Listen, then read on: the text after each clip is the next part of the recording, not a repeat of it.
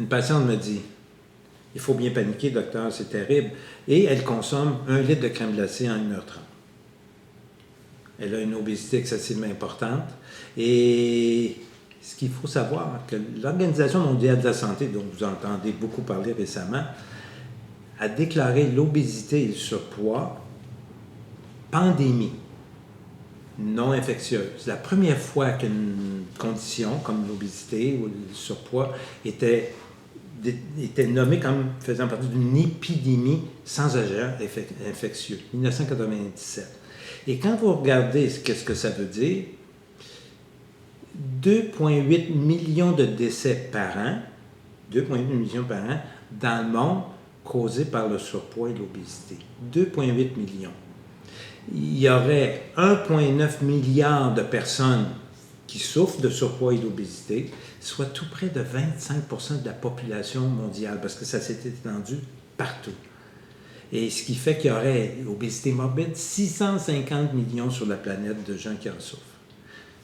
L'obésité est responsable de maladies cardiovasculaires, des décès par troubles circulatoires et autres, diabète type 2, qui est en progression alarmante, et même cancer, 40% des cancers sont en relation avec le surpoids et l'obésité.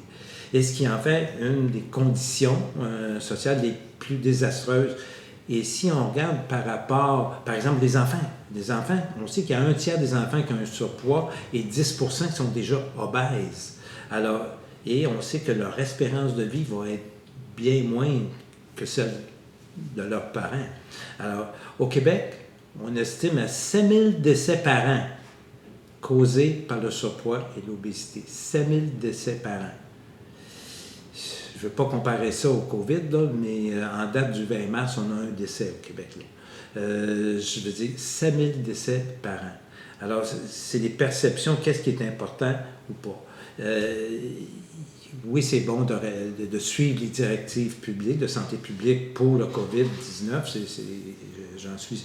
Mais en même temps, il faut peut-être prendre conscience qu'il y a une épidémie d'obésité et qui tue encore plus.